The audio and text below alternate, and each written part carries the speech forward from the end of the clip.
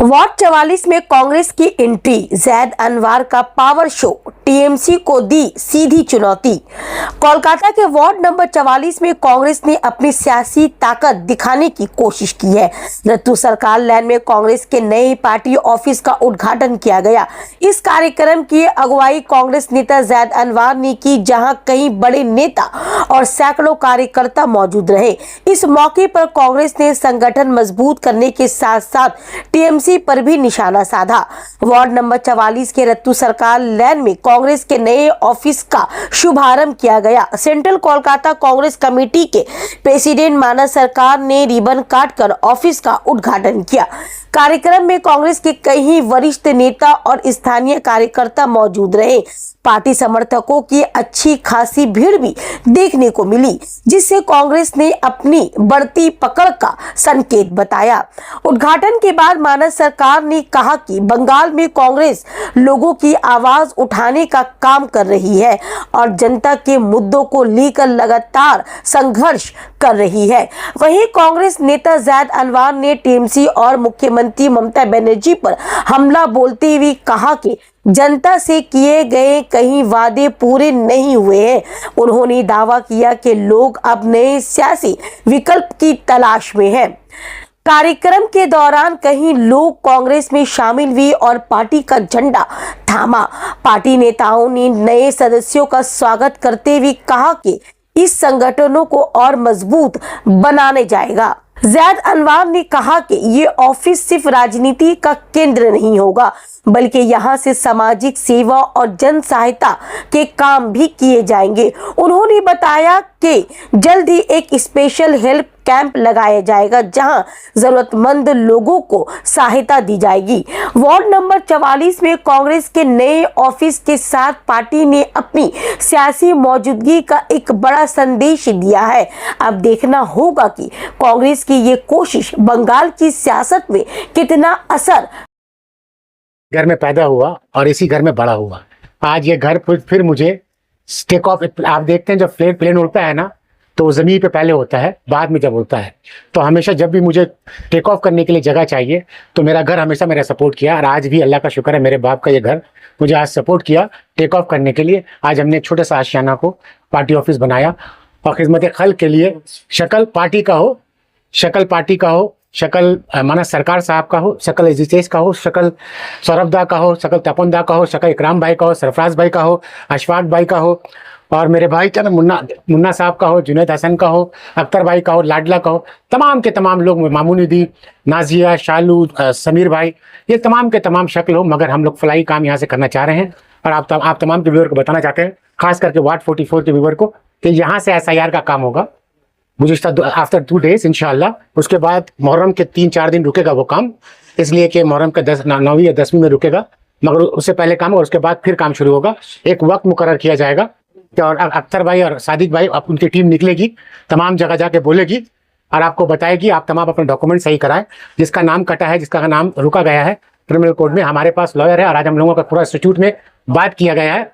हमारे जिला ऑफिस में ट्रेनिंग दिया गया है, किस तरह फॉर्म भरा जाएगा, किस तरह लिखा जाएगा, कौन से लॉयर के पास जाएगा। एक तमाम जो इंफ्रास्ट्रक्चर है, जो कानूनी प्रक्रिया हम लोग फॉलो करते हुए, आप तमाम से हाथ जोड़ के मोहतरमाना गुजारिश है कि आप आए। और 2 सेक्शन में प्रोग्राम होगा। एक औरत पर्दा बाकायदा रहेगा, औरत का काम औरत करेगी और मर्द का काम मर्द करेगा। 2 सेक्शन में काम होगा। अब काम का वक्त है, इसीलिए आपका सोशल मीडिया का सहारा ले रहा हूँ और आप तमाम चैनल का सहारा ले रहा हूँ कि आप लोग आइए, अपना काम कराइए। टाइमिंग क्या रहेगा? टाइमिंग इंशाल्लाह शामी का रहेगा, हम डिसाइड करके बता दे रहे हैं। 2 घंटा मर्दों के लिए, 2 घंटा औरतों के लिए, ऐसा टाइमिंग होगा। इंशाल्लाह बहुत जल्द बता दूंगा, मेरे पेज पे आप तमाम देखेंगे। कुछ लोग ये हवा उड़ा रहे हैं आपको लेकर कि आप जो है 44 नंबर वार्ड में बीजेपी को इनडायरेक्टली सब सपोर्ट कर रहे हैं, फंडिंग कर रहे हैं बीजेपी को। जी अरे भाई छोड़िए ना, मुखालफत से मेरी शख्सियत संवरती है। मैं दुश्मनों का एहतराम करता हूँ। गया सायेदार पेड़ों से मैं थोड़े से दूब बिछा के कयाम करता हूँ। मुझे सायेदार पेड़ नहीं चाहिए आप, जिस पेड़ पे फल नहीं है। अब उस तमाम पेड़ जो है ना, सब बासी हो चुका है और जो उस डाल पे जाके बैठा है कौआ, वो तमाम का तमाम सुखा दिया है। तो अब उस डाल की जरूरत नहीं। इसीलिए शायर ने क्या कहा कि थोड़े से दूब बिछा के कयाम करता हूँ। हकीकत तो पाप अपने बाप को नहीं छोड़ता, पाप अपने बाप को नहीं छोड़ता। आज पब्लिक है भाई, जनता ही सब कुछ है। जनता ने सब तमाम के तमाम देख लीजिए, हर नुक्कड़ पे कुछ ना कुछ आपको दिख रहा होगा। कहाँ से आया यार? आप ही के खिलाफ क्यों डाला? यानी कि कुछ ना कुछ इसकी पर्दादारी है। अच्छा जैद एक बात बताइए, पोस्टर बहुत वायरल हो रहा है यहाँ के काउंसिलर का सोशल मीडिया में, लापता बेगम, इसके लिए क्या कहना चाहिए?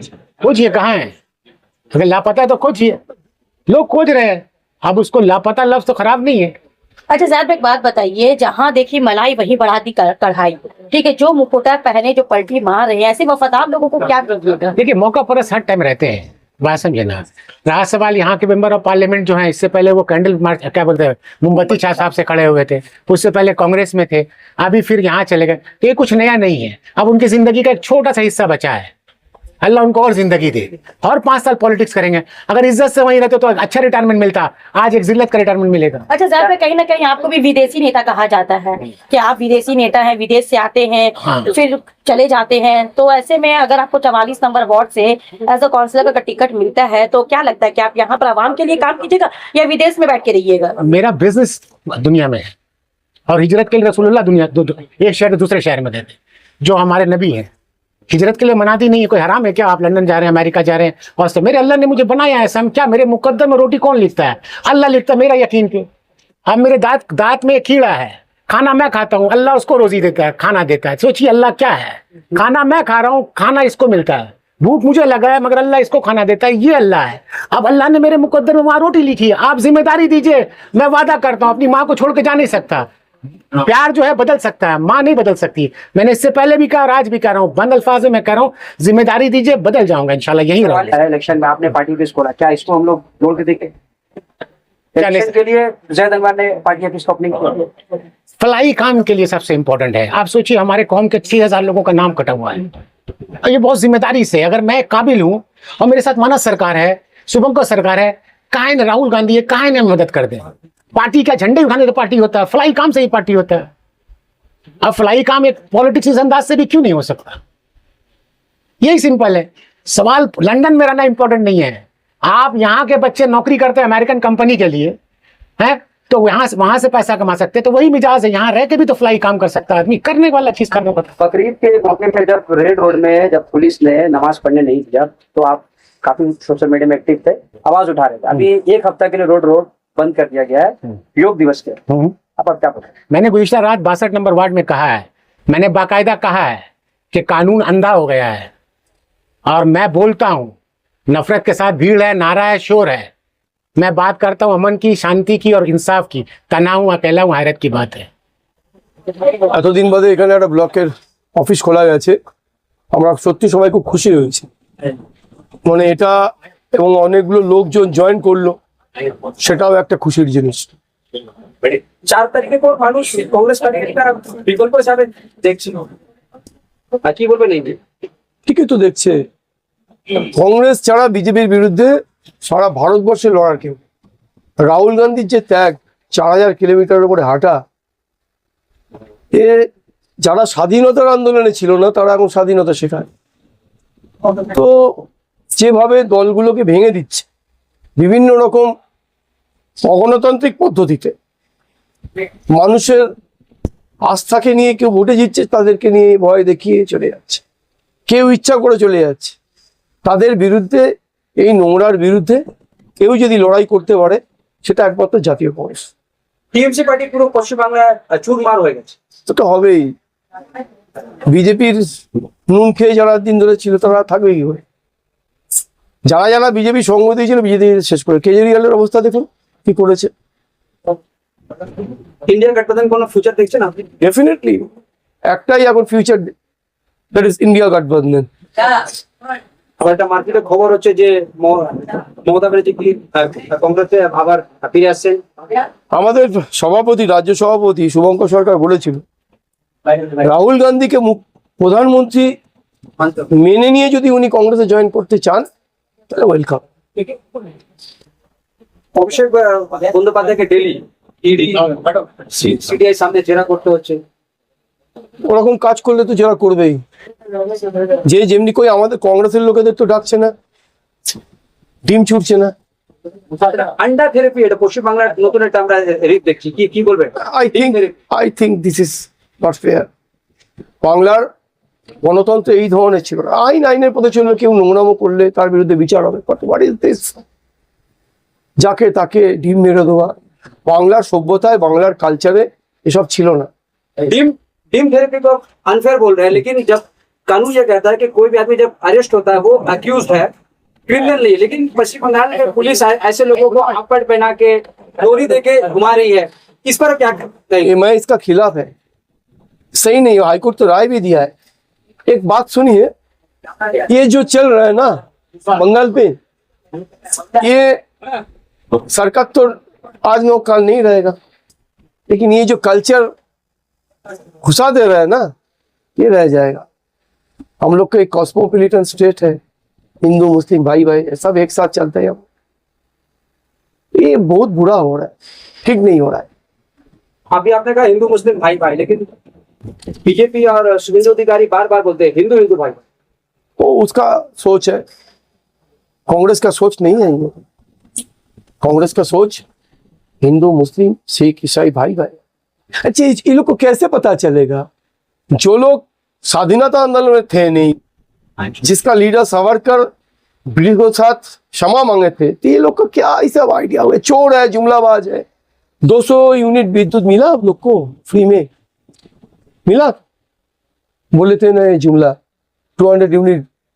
अभी देखिए जो डेटा आया, 89 लाख 2 करोड़ से जो 3,500 रुपया करके जो आया वो 89 लाख से 2 करोड़ से, बाकी 1 करोड़ के ऊपर बात चला। अब पूरे इलेक्शन में आपने सुदीप बंदोपाध्याय, नाना बंदोपाध्याय का बहुत रिस्पेक्ट किया, आपने दादा मोदी बोला। हम सबको रेस्पेक्ट करता है, अभी यहाँ चला गया एनसीपीआई पार्टी में।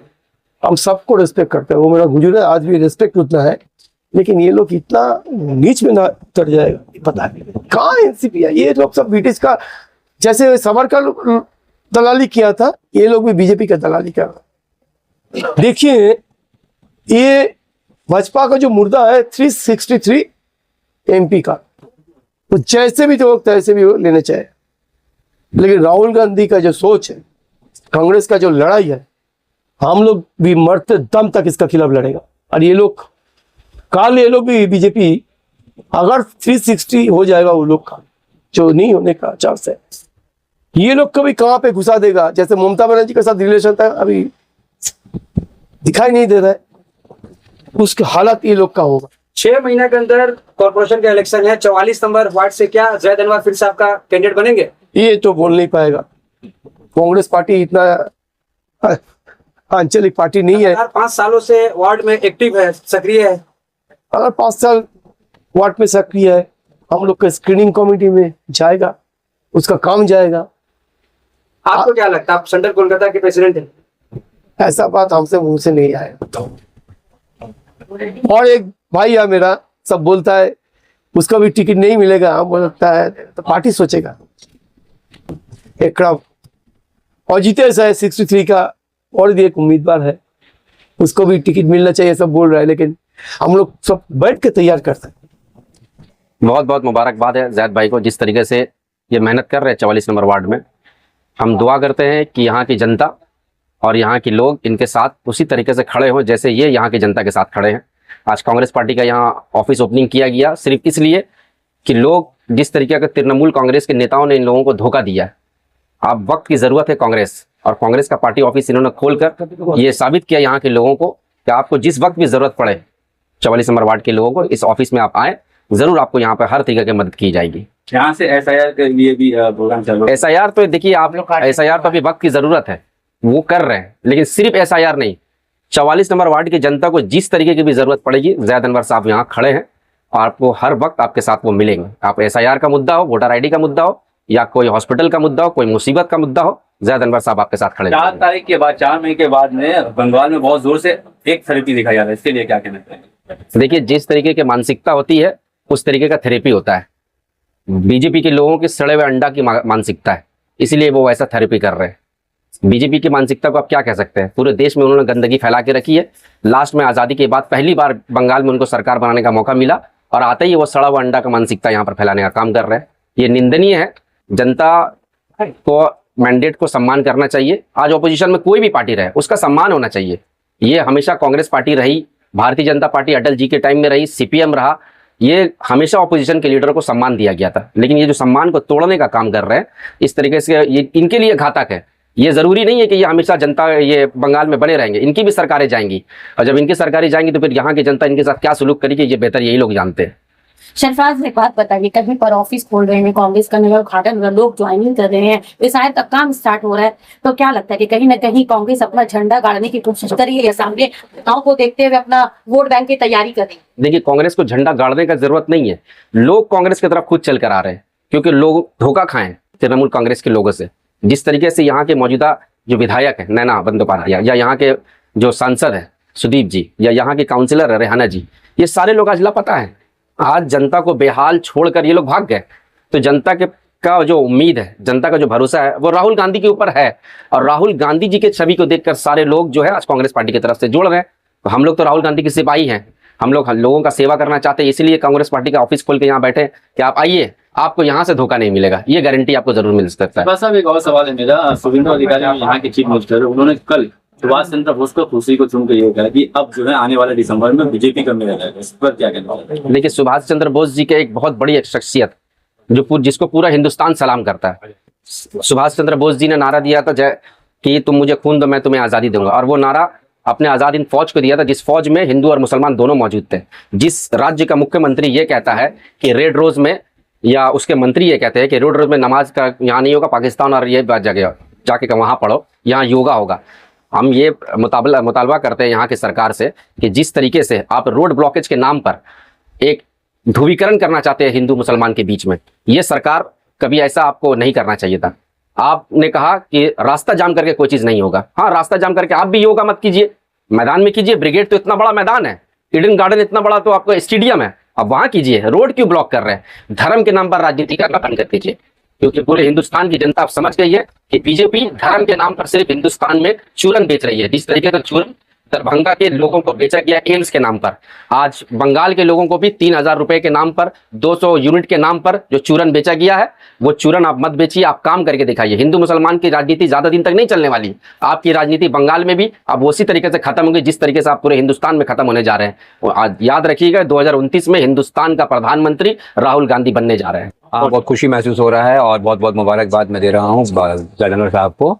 एक यहाँ से जो है ऑफिस ओपनिंग होगा कांग्रेस का, और यहाँ से तो एसआईआर का काम उन्होंने कहा, और बहुत सी कौन आपका जो भी सोशल काम है वो तो यहाँ से किया जाएगा। इंशाल्लाह लोगों को यहाँ से फायदा होगा। बंगाल में अब देखा जा रहा है कि कांग्रेस मजबूत हो गई, लोग अब टीएमसी को छोड़ के कांग्रेस में आ रहे हैं, कितना खुशी हो रहा है आपको? ये खुशी की तो बात है और एक जिम्मेदारी की बात है। अब जिम्मेदारी हम लोगों की और बढ़ रही है। बीजेपी से लड़ने के लिए तो एक कांग्रेस वाहिद पार्टी है पूरे हिंदुस्तान में, तो बंगाल के लोग भी अब समझे हैं कि अब बीजेपी को हटाने के लिए जो है कांग्रेस का ही साथ देना है। इससे लोग सब आ रहे हैं, हम लोग खुशामदीद कहते हैं, और सबके साथ मिल करके इंशाल्लाह बहुत जल्द से जल्द हम लोग जो है बंगाल से भी हटाएंगे और हिंदुस्तान से भी हटाएंगे बीजेपी को।